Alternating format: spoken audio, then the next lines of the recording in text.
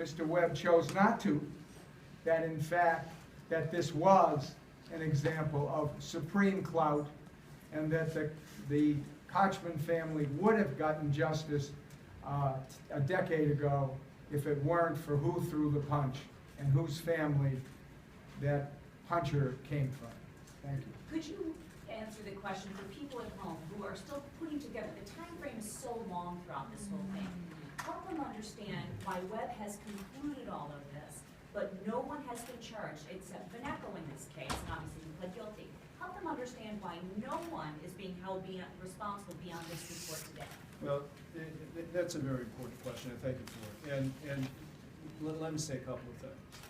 First thing I want to say is that the outcome here, obviously, is that no one in the police department, no one in the state's attorney's office is going to be criminally charged with any wrongdoing. There are essentially two reasons for that. With respect to 2004, no one can any longer be criminally charged with official misconduct, police misconduct, conspiracy, and the like because of the expiration of what we call the statute of limitations. Criminal charges have to be brought within a certain period of time. With respect to 2011, the questions are not about the statute of limitations because the Webb team did have time to bring criminal charges with respect to that botched legal investigation.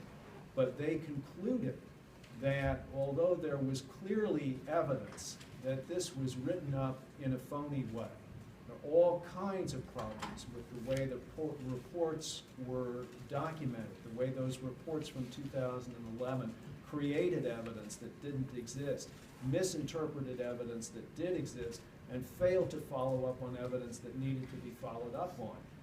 And yet, nonetheless, no charges were brought because of two reasons. First, the requirement that prosecutors prove their case beyond a reasonable doubt. And all of what happened in 2011 could possibly be characterized as pathetic incompetence as opposed to criminal intent. And so we are left with no criminal charges being filed. But to be very